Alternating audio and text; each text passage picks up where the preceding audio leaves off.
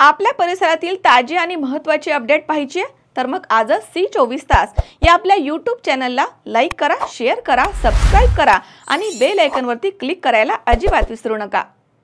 Doctor Dhole neurospine bone Ayurveda super speciality hospital सर्व प्रकारच्या मेंदूच्या, मणक्याच्या, सांध्यांच्या आणि हाडांच्या आजारावर विना ऑपरेशन प्रभावी उपचार। आजार पॅरालिसिस, मायग्रेन, पार्किन्सन्स, एव्हियन, अव्हस्क्युलर नेक्रोसिस, तसेच मानदुखी, कंबरदुखी, गुडघ्यांची झीज, मणका सरकणं, खांदे अडकणं, आमवात, स्पोर्ट्स इंजुरीज, सायटिका, तसेच मणक्यांमधील जागा कमी होणं।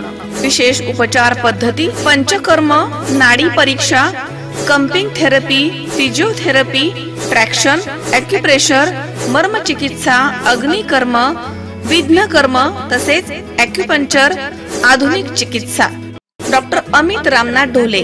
मोबाईल नंबर 96 65 86 80 09 आणि 80 07 36 00 01। Doctor Dhole neurospine bone Ayurveda super speciality hospital, ठिकाण नवीन नाशिक पुणे बायपास, राजापूर रोड, ढोलेवाडी, तालुका संगमनेर, जिल्हा अहमदनगर। माजी मंत्री बाळासाहेब थोरात यांनी संगमनेर तालुक्यातील 8 रस्त्यांसाठी मंजूर केलेली 40 कोटी रुपयांची कामं रद्द करण्यात आल्यामुळे तालुक्यामध्ये संतापाचं वातावरण पसरलंय। विशेष म्हणजे हा निर्णय केवळ संगमनेर तालुक्यासाठीच घेण्यात आलाय।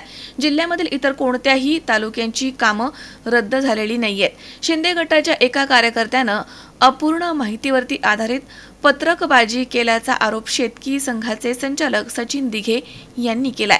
माजी मंत्री बाळासाहेब थोरात यांच्या प्रयत्नांमुळे संगमनेर तालुक्यातील विविध रस्त्यांसाठी मुख्यमंत्री ग्रामसडक योजनेमधनं 40 कोटी 73 लाख रुपये निधी मंजूर करण्यात आला होता। या निधीमधनं एकूण 30,750 किलोमीटरच्या लांबीच्या रस्त्याची कामं होणार होती। त्यामध्ये डिग्रस ते रणखांबवाडी, चिखली ते जवळके कडलक, खरशिंदे ते खांबे, मिर्जापूर ते धांदरफळ खुर्द, पारेगाव खुर्द ते तिगाव वडझरी, साकूर ते बिरेवाडी, शिंदोडी ते ठाकरवाडी आणि तासकरवाडी ते खंडेरायवाडी या महत्त्वाच्या रस्त्यांचा समावेश होता। या कामांना 4 ऑक्टोबर 2024 रोजी प्रशासकीय मान्यता मिळाली होती। मात्र 7 ऑगस्ट 2025 रोजी काढलेल्या नवीन अध्यादेशानुसार ही सर्व कामं रद्द करण्याचा दुर्दैवी निर्णय घेण्यात आला। हा निर्णय फक्त संगमनेर तालुक्यातील कामांसाठीच घेण्यात आलाय।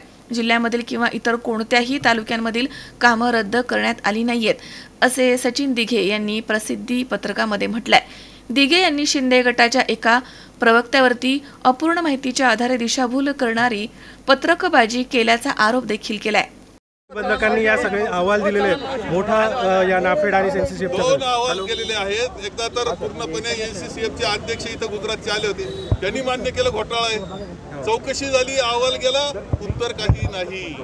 आता उपनिबंधकांनी चौकशी केली, तफावत दिसते।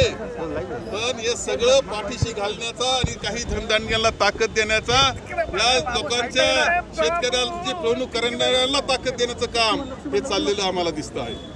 आपण जे संस्था त्यांच्यावर गुन्हे दाखल आणि 3000 रुपये हा भाव कांद्याला मिळालाच पाहिजे, हा प्रश्न कांद्याचा आहे। तसा शेतकरी इतर प्रश्नाचा सुद्धा आहे की छळवणूक चाललेली आहे। डबल उत्पन्न करून देणार होते तुम्ही, आणि तुम्ही निम्म उत्पन्न केलं शेतकऱ्याचं, त्याला आत्महत्या करायला भाग पाडतायत। अशा प्रकारचं जे वातावरण केंद्र सरकारमधून आणि राज्य सरकारमधून होतंय, त्याचा निषेध करण्याकरता हे सगळे आम्ही एकत्र आलो। भारतामध्ये आपलं आंदोलन चालू आहे, पाऊस सुरू आहे, शेतकरी पावसात भिजताय आणि तुम्ही कांद्याची माळ घालून करतायत आंदोलन। आता असं आहे की ज्या शेतकऱ्याच्या प्रश्नावर आम्ही एकत्र आलेलो आहोत। पाऊस आमच्याकरता हवा असा असतो, पावसात तर आम्ही लागूनी करतो, पाऊस आमच्याकरता नवीन नाही।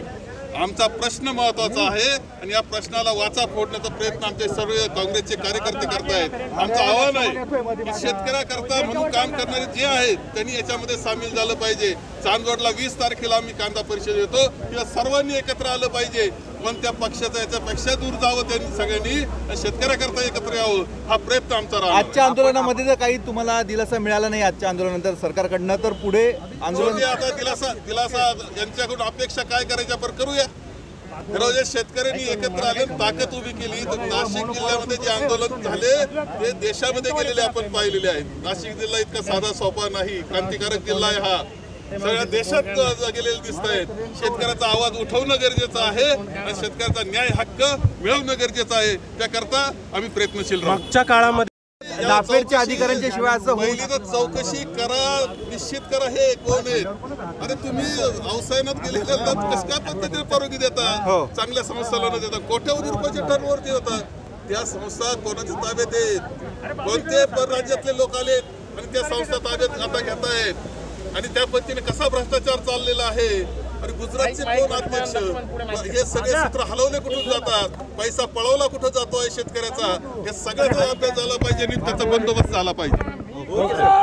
अभिषेक C24 तास Sangamner. Dhanvantari multi speciality hospital.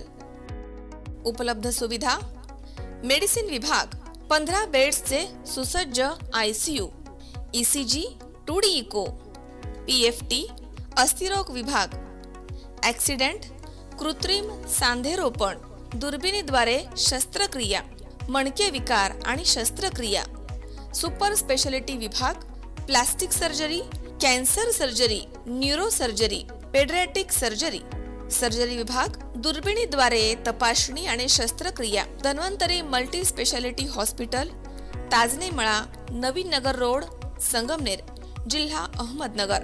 Phone number 024 25 22 75 74 तसेच 22 75 75. Mobile number 74 99 17 68 64.